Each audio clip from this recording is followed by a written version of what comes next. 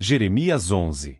Neste capítulo, Deus, pelo profeta, coloca o povo em mente sobre a aliança que ele havia feito com seus pais, através de Moisés quando os tirou da escravidão no Egito, e o quanto ele havia insistido nisso, como a condição da aliança, para que eles fossem obedientes a ele, para que não lhes viessem as maldições previstas naquela antiga aliança, em caso de desobediência, versos 1 a 7.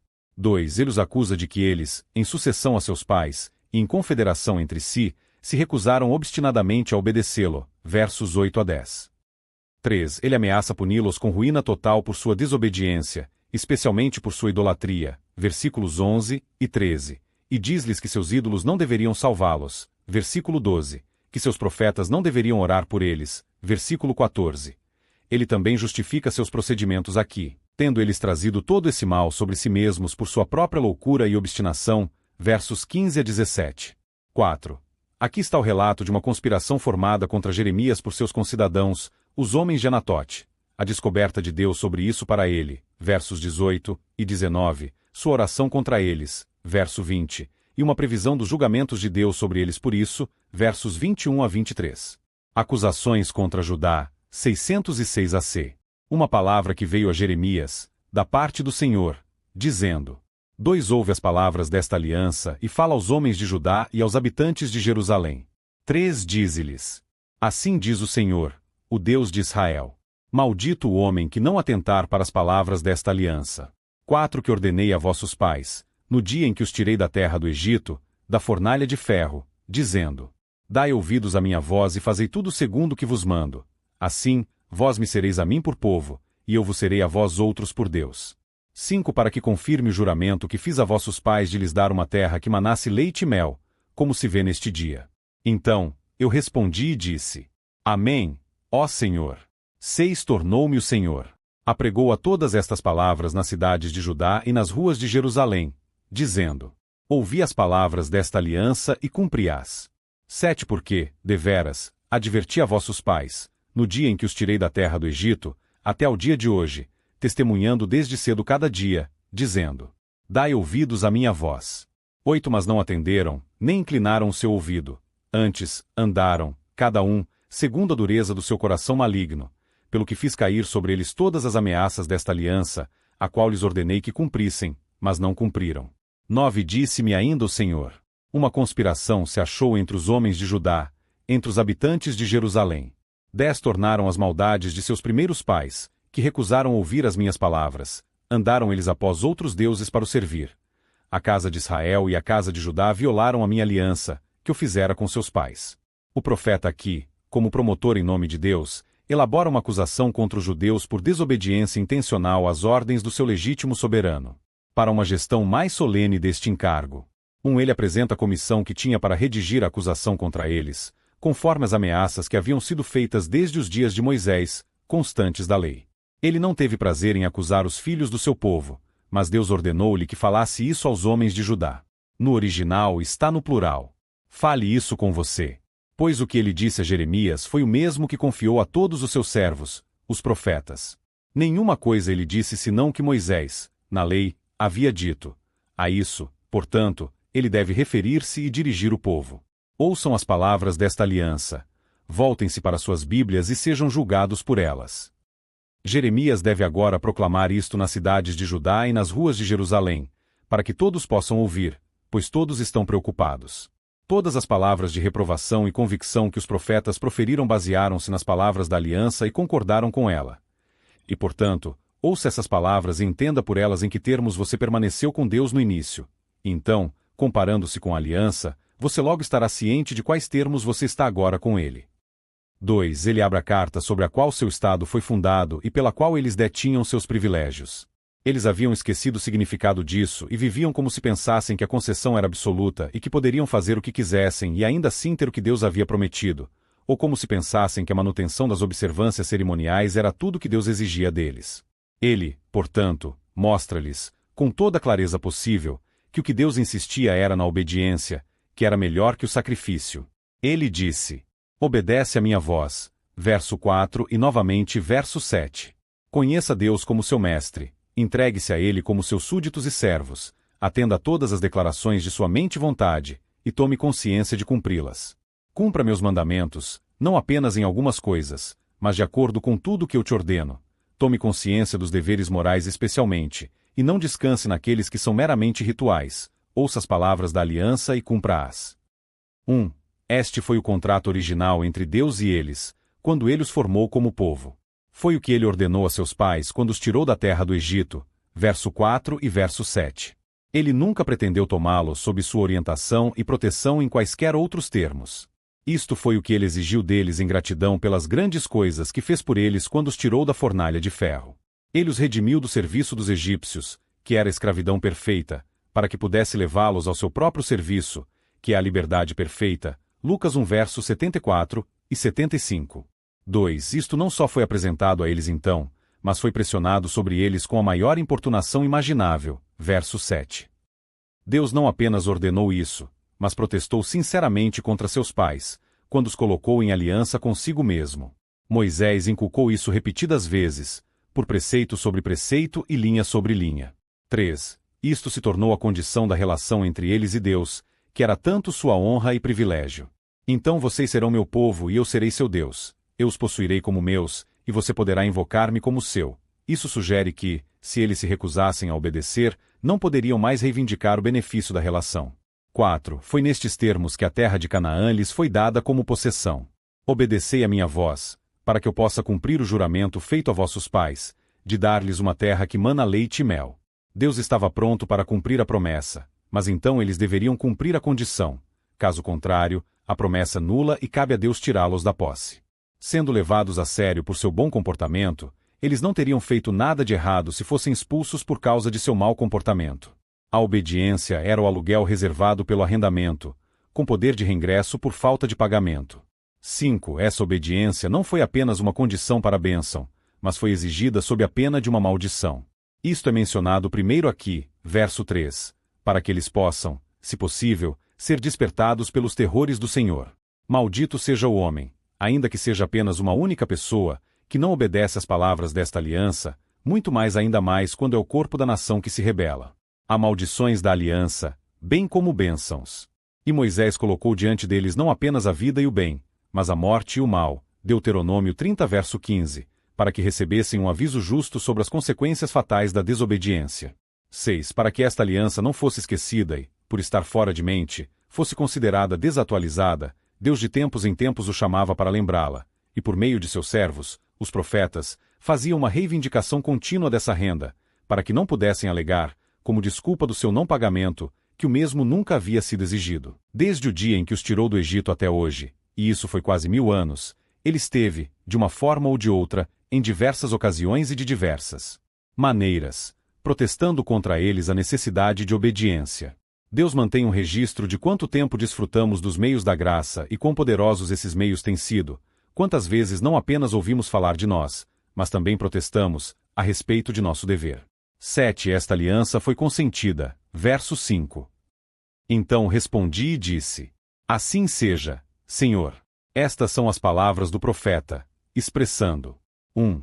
Seu próprio consentimento com a aliança para si mesmo e seu desejo de obter o benefício dela. Deus prometeu Canaã aos obedientes.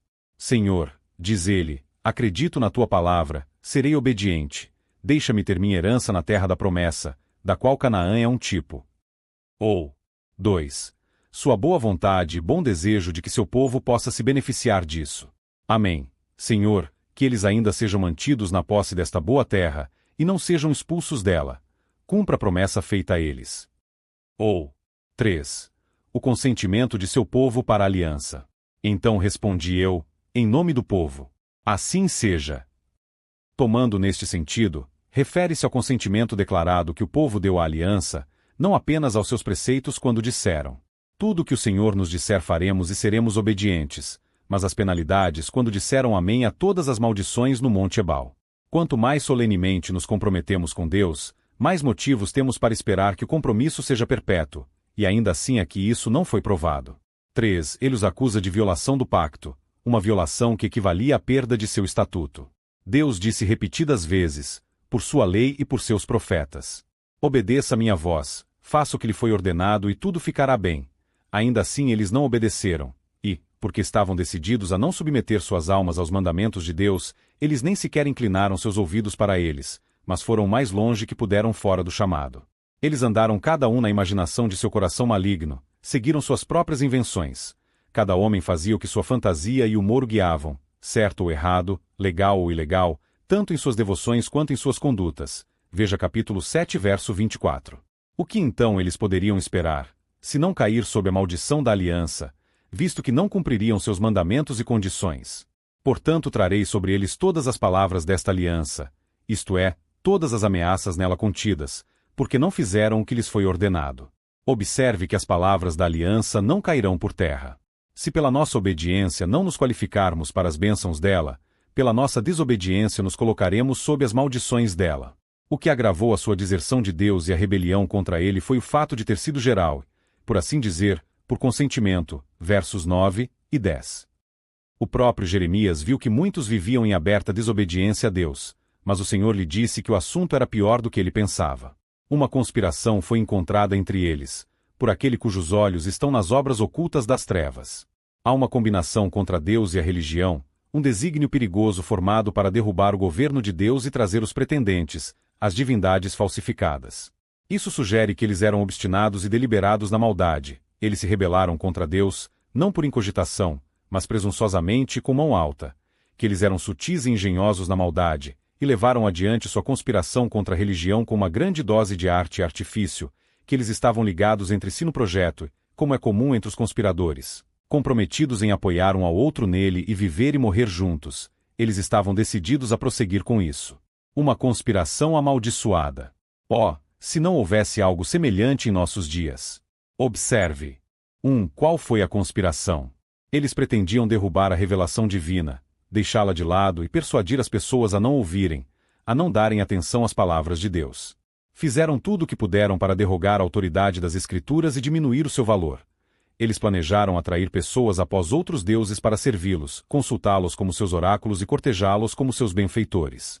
A razão humana será o seu Deus, uma luz dentro do seu Deus, um juiz infalível seu Deus, os santos e os anjos os seus deuses, o Deus desta ou de outra nação será deles. Assim, sob vários disfarces, eles estão na mesma confederação contra o Senhor e contra o seu ungido. 2. Quem estava conspirando? Seria de se esperar encontrar alguns líderes estrangeiros nele. Mas não. 1. Os habitantes de Jerusalém estão em conspiração com os homens de Judá. Cidade e país concordam nisso, mas podem diferir em outras coisas. 2. Os desta geração parecem estar em conspiração com os da geração anterior, para travar a guerra de era em era contra a religião. Eles voltaram às iniquidades de seus antepassados e se levantaram em seu lugar. Uma semente de malfeitores e um aumento de homens pecadores. Números 32, verso 14. No tempo de Josias houve uma reforma, mas depois desta morte o povo voltou às idolatrias às quais havia renunciado. 3. Judá e Israel, o reino das 10 tribos e o das 2, que muitas vezes estavam em conflito, empatando um com o outro, ainda estavam em uma conspiração para quebrar a aliança que Deus havia feito com seus pais, mesmo com chefes de todas as 12 tribos. A casa de Israel começou a revolta, mas a casa de Judá logo entrou na conspiração. Agora, o que mais poderia ser esperado senão que Deus adotasse métodos severos, tanto para punir os conspiradores quanto para esmagar essa conspiração? Pois ninguém jamais endureceu seu coração assim contra Deus e prosperou. Aquele que rolar esta pedra verá que ela retornará sobre ele. Condição deplorável de Judá, 606 AC. 11 Portanto, assim diz o Senhor: eis que trarei mal sobre eles, de que não poderão escapar. Clamarão a mim, porém não os ouvirei. 12 Então, as cidades de Judá e os habitantes de Jerusalém irão aos deuses a quem eles queimaram incenso e a eles clamarão. Porém estes, de nenhuma sorte, os livrarão do tempo do seu mal. 13 Porque, ó Judá, segundo o número das tuas cidades, são os teus deuses, segundo o número das ruas de Jerusalém, levantaste altares para vergonhosa coisa, isto é, para queimares incenso a Baal. 14 Tu, pois, não ores por este povo, nem levantes por eles clamor nem oração, porque não os ouvirei quando eles clamarem a mim, por causa do seu mal. 15 Que direito tem na minha casa minha amada, ela que cometeu vilezas? Acaso, ó amada, votos e carnes sacrificadas poderão afastar de ti o mal? Então, saltarias de prazer. 16 O Senhor te chamou de oliveira verde, formosa por seus deliciosos frutos. Mas agora, a voz de grande tumulto, acendeu fogo ao redor dela e consumiu os seus ramos. 17 Porque o Senhor dos Exércitos, que te plantou, pronunciou contra ti o mal, pela maldade que a casa de Israel e a casa de Judá para si mesmas fizeram, pois me provocaram a ira, queimando incenso a Baal. Pode-se muito bem esperar que este parágrafo, que contém grande parte da ira de Deus, siga o seguinte, que continha grande parte do pecado de seu povo. Quando Deus encontrou tanto mal entre eles, não podemos achar estranho se isso acontecer. Portanto trarei o mal sobre eles. Verso 11. O mal do castigo pelo mal do pecado, e não há remédio, não há alívio. O decreto foi emitido e a sentença será executada. Eles não podem evitar, mas serão considerados fracos demais para contestar os julgamentos de Deus. É um mal do qual eles não serão capazes de escapar, ou do qual sair, por qualquer evasão. Observe que aqueles que não se submeterem ao governo de Deus não poderão escapar de sua ira. Não há como fugir de sua justiça, nem evitar seu conhecimento. O mal persegue os pecadores e os enreda em armadilhas das quais eles não conseguem se livrar. 2 O seu Deus não os ajudará. Sua providência não os favorecerá de forma alguma. Ainda que clamem a mim, não os ouvirei. Em sua aflição, eles buscarão o Deus a quem antes desprezaram e clamarão aquele com quem antes não se permitiam falar. Mas como eles podem esperar acelerar? Porque ele nos disse claramente que aquele que desvia os seus ouvidos de ouvir a lei, como eles fizeram, porque não inclinaram os seus ouvidos, verso 8, até a sua oração lhe será uma abominação, como a palavra do Senhor era agora para eles uma censura. 3 Os seus ídolos não os ajudarão. Eles irão e clamarão aos deuses a quem agora oferecem incenso, e os lembrarão dos serviços dispendiosos com os quais os honraram, esperando que agora tivessem alívio deles, mas em vão. Eles serão enviados aos deuses a quem serviram, Juízes 10 verso 14, Deuteronômio 32 versos 37 e 38, e o que seria melhor? Eles não os salvarão de forma alguma, não farão nada para sua salvação, nem lhes darão qualquer perspectiva disso. Eles não lhes proporcionarão o menor conforto, nem alívio, nem mitigação de seus problemas. Somente Deus é um amigo em caso de necessidade, uma ajuda poderosa e presente em tempos de angústia. Os ídolos não conseguem evitar. Como então eles deveriam ajudar seus adoradores? Aqueles que fazem ídolos do mundo da carne recorrerão a eles em vão em dias de angústia. Se os ídolos pudessem ter feito alguma bondade real para com seus adoradores, eles a teriam feito por este povo, que havia renunciado ao Deus verdadeiro para abraçá-los, os teria multiplicado de acordo com o número de suas cidades. Verso 13. Ou melhor, em Jerusalém, segundo o número das suas ruas. Suspeitando tanto de sua suficiência como de sua prontidão para ajudá-los, eles devem ter muitos, para que alguns não sirvam. Eles deveriam dispersá-los em todos os cantos, para que não ficassem fora do caminho quando tivessem oportunidade de usá-los. Em Jerusalém, a cidade que Deus escolheu para colocar ali o seu nome, publicamente nas ruas de Jerusalém, em todas as ruas, eles tinham altares para aquela coisa vergonhosa, aquela vergonha, até mesmo para Baal, da qual deveriam ter se envergonhado, com o qual eles reprovaram o Senhor e trouxeram confusão sobre si mesmos. Mas agora, em sua angústia, seus muitos deuses e muitos altares deveriam substituí-los. Observe que aqueles que não se envergonharão de cometer o pecado como algo perverso, se envergonharão de suas expectativas em relação ao pecado como algo infrutífero. 4 As orações de Jeremias não os ajudarão. Verso 14. O que Deus lhe havia dito antes, capítulo 7 verso 16, ele diz aqui novamente. Não ores por este povo. Isso não se destina a ser uma ordem ao profeta, mas sim uma ameaça ao povo, de que eles não se beneficiarão das orações de seus amigos por eles. Deus não encorajaria os profetas a orarem por eles, não despertaria o espírito de oração, mas lançaria uma umidade sobre ele, colocaria em seus corações a oração, não pelo corpo do povo, mas pelo remanescente entre eles, orar por sua salvação eterna, não por sua libertação dos julgamentos temporais que estavam sobre eles. E quaisquer outras orações feitas por eles não deveriam ser ouvidas. Na verdade, estão em um caso triste aqueles que estão privados do benefício da oração. Não os ouvirei quando clamarem e, portanto, não ore por eles. Observe que aqueles que até agora se afastaram do favor de Deus a ponto de ele não ouvir suas orações não podem esperar benefícios das orações de outros por eles. 5 A profissão que fazem de religião não os servirá em nada. Eles eram originalmente amados de Deus, sua esposa, ele estava casado com eles pelo pacto de peculiaridade. Até mesmo os judeus incrédulos são considerados amados por causa dos pais. Romanos 11.28. Como tais, tinham lugar na casa de Deus. Eles foram admitidos para adorar nos pátios de seu templo. Eles participaram do altar de Deus. Eles comeram da carne de suas ofertas pacíficas, aqui chamada de carne santa, da qual Deus teve a honra e da qual eles tiveram o conforto. Eles se gloriaram nisso e confiaram nisso. Que mal poderia acontecer aos que eram amados de Deus, que estavam sob a proteção de sua casa? Mesmo quando faziam o mal, eles se regozijavam e se glorificavam com isso, faziam um barulho poderoso com isso. E quando o mal deles aconteceu, assim diz a margem, quando problemas vieram sobre eles, eles se regozijaram com isso, e fizeram disso sua confiança. Mas sua confiança os enganaria, pois Deus a rejeitou, tendo eles próprios perdido os privilégios dos quais tanto se vangloriavam.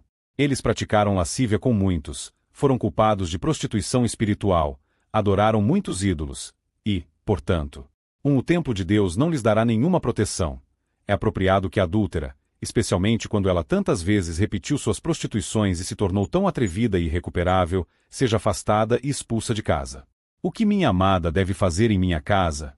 Ela é um escândalo para ela e, portanto, não será mais um abrigo para ela. 2. O altar de Deus não lhes trará nenhuma satisfação, nem eles podem esperar qualquer conforto disso. A carne santa passou de ti, isto é, em breve será posto fim aos teus sacrifícios, quando o templo for colocado em ruínas. E onde então estará a carne santa, da qual você tanto se orgulha? Um coração santo será um conforto para nós quando a carne santa tiver passado de nós. Um princípio interno de graça suprirá a falta dos meios externos de graça. Mas ai de nós se a partida da carne santa for acompanhada pela partida do Espírito Santo. 6. Os antigos favores de Deus para com eles não o substituirão em nada. Versos 16 e 17. A lembrança deles não será um conforto para eles sob seus problemas, e a lembrança deles por Deus não será um argumento para seu alívio. 1. É verdade que Deus fez grandes coisas por eles, que as pessoas eram as favoritas acima de qualquer pessoa sob o sol, eles eram os queridinhos do céu. Deus chamou o nome de Israel de oliveira verde, e os fez assim, pois ele não chama nada erroneamente. Ele os plantou, verso 17, formou-os num povo, com todas as vantagens que poderiam ter para torná-los um povo frutífero e próspero, tão boa era sua lei e tão boa era sua terra. Não se pensaria outra coisa senão que um povo tão plantado, tão regado, tão cultivado, deveria ser, como a oliveira é, sempre verde, tanto no que diz respeito à piedade como à prosperidade. Salmo 52, verso 8. Deus os chamou de belos e de bons frutos, bons para a comida e agradáveis aos olhos, amáveis e úteis a Deus e ao homem, pelos quais o verdor e o óleo da azeitona são honrados. Juízes 9, verso 9. 2. É igualmente verdade que eles fizeram coisas más contra Deus. Ele havia plantado para eles uma oliveira verde, uma oliveira boa, mas eles degeneraram em uma oliveira brava. Romanos 11, verso 17. Tanto a casa de Israel como a casa de Judá fizeram o mal, provocaram a ira de Deus queimando incenso a Baal, estabelecendo outros mediadores entre eles e o Deus Supremo, além do Messias prometido. Não, estabelecendo outros deuses em competição com o Deus vivo e verdadeiro, pois eles tinham muitos deuses, assim como muitos senhores. 3. Quando eles se comportaram tão mal que não poderiam esperar outra coisa senão que, não obstante o bem que ele lhes fez e planejou para eles, ele deveria agora trazer sobre eles o mal que pronunciou contra eles. Aquele que plantou esta oliveira verde e esperava frutos dela, descobrindo-a estéril e selvagem, acendeu fogo sobre ela, para queimá-la tal como está. Pois, sem frutos, está 2 vezes morto, arrancado pela raiz. Judas 12, é cortado e lançado no fogo, o lugar mais adequado para as árvores que ocupam o solo. Mateus 3, verso 10. Os seus ramos, os ramos altos e elevados, assim a palavra significa, estão quebrados, são quebrados, tanto os príncipes como os sacerdotes são cortados. E assim prova que o mal feito contra Deus, para provocá-lo à ira, é realmente feito contra eles mesmos. Eles prejudicam suas próprias almas. Deus está fora do alcance deles, mas eles se arruinam. Veja capítulo 7, verso 19. Observe que todo pecado contra Deus é um pecado contra nós mesmos, e, portanto, será descoberto mais cedo ou mais tarde. Conspiração contra Jeremias. Destruição dos homens de Anatote, 606 AC. 18 O Senhor mo fez saber, e eu soube. Então, me fizeste ver as suas maquinações. 19 Eu era como manso cordeiro, que é levado ao matadouro, porque eu não sabia que tramavam projetos contra mim, dizendo: destruamos a árvore com seu fruto, a ele cortemo-lo da terra dos viventes, e não haja mais memória do seu nome.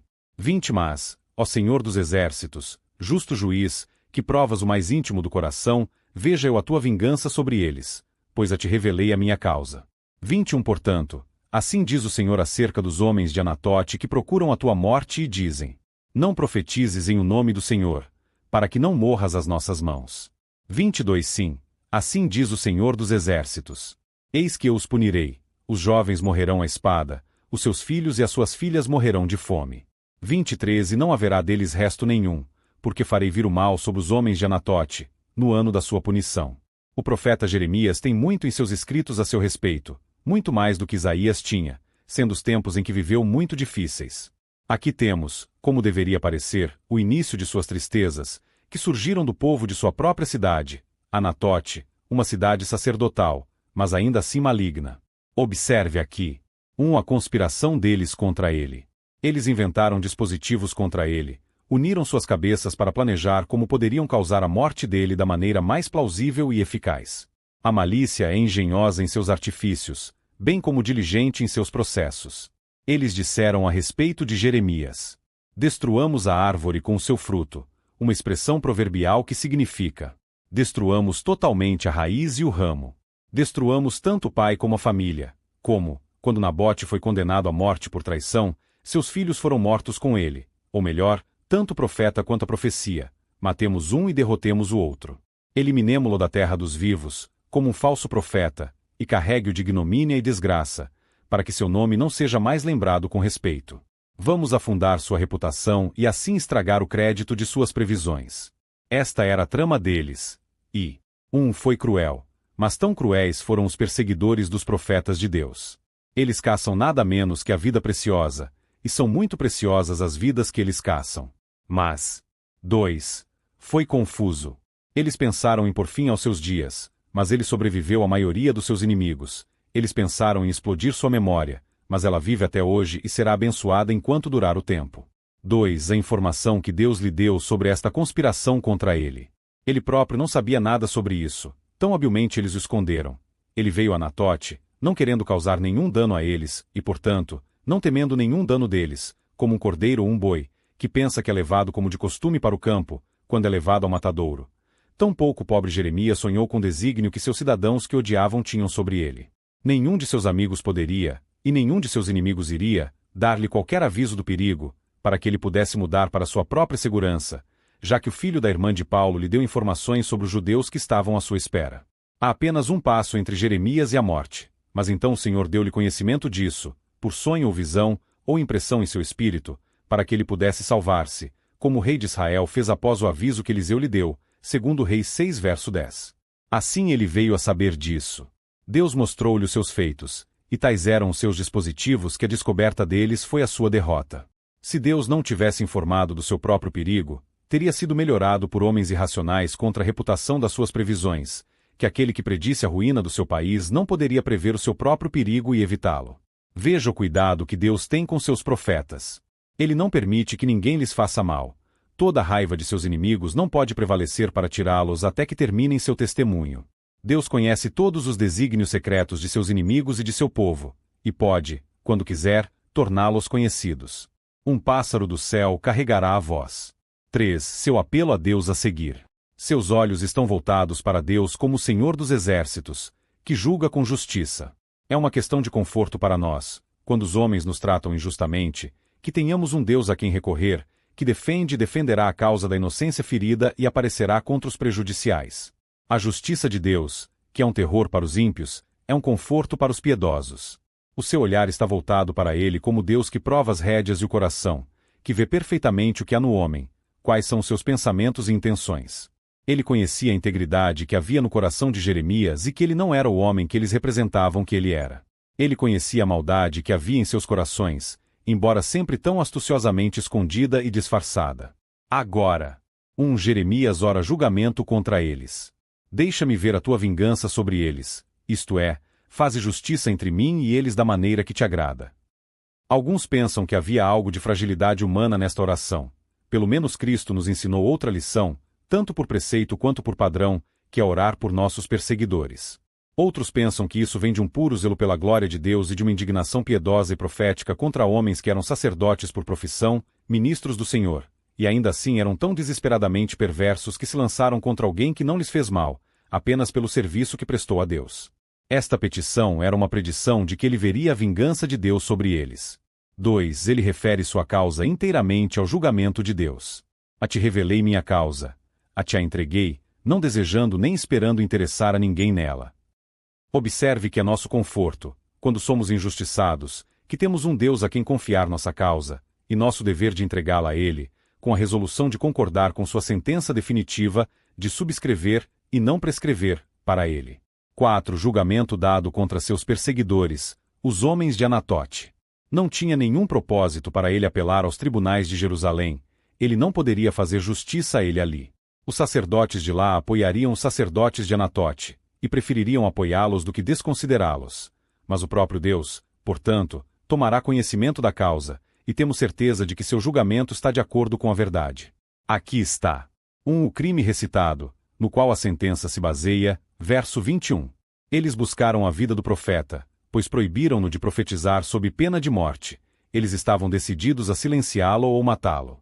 A provocação que ele lhes deu foi profetizar em nome do Senhor sem licença daqueles que eram os governadores da cidade da qual ele era membro, e não profetizar coisas tão suaves como sempre anunciavam. Proibi-lo de profetizar era, na verdade, uma tentativa de tirar-lhe a vida, pois procurava derrotar o fim e os negócios de sua vida e roubar-lhe o conforto dela. É tão ruim para os fiéis ministros de Deus ter a boca fechada quanto ter a respiração parada. Mas especialmente quando foi decidido que se ele profetizasse, como certamente faria, apesar da inibição deles, ele morreria pelas mãos deles. Eles seriam acusadores, juízes, algozes e tudo mais. Costumava-se dizer que um profeta não poderia perecer senão em Jerusalém, pois ali se reunia o grande conselho. Mas os homens de Anatote eram tão amargos contra Jeremias que eles próprios se comprometeriam a matá-lo. Um profeta então não encontrará apenas nenhuma honra, mas nenhum favor em seu próprio país. 2. A sentença proferida sobre eles por este crime, verso 22, 23. Deus diz: eu os castigarei, deixe-me sozinho para lidar com eles. Vou visitar isso sobre eles. Então a palavra é: Deus investigará isso e calculará isso. 2 dos 4 julgamentos severos de Deus servirão para arruinar sua cidade. A espada devorará seus jovens, embora fossem jovens sacerdotes, não homens de guerra, seu caráter não será sua proteção, e a fome destruirá as crianças, filhos e filhas, que ficam em casa, o que é uma morte mais dolorosa do que a da espada. Lamentações 4 verso 9. A destruição será definitiva, verso 23. Não restará nenhum remanescente deles, nenhum que será descendência de outra geração. Eles buscaram a vida de Jeremias, e portanto, morrerão. Eles o destruiriam raiz e ramo, para que seus nomes não pudessem mais ser lembrados, e portanto, não haverá nenhum remanescente deles, e nisto o Senhor é justo. Assim, o mal é trazido sobre eles, mesmo no ano de sua visitação, e isso é bastante mal, uma recompensa de acordo com seus méritos. Então Jeremias verá o seu desejo sobre os seus inimigos. Observe que a condição deles é triste para quem tem as orações de bons ministros e pessoas boas contra eles.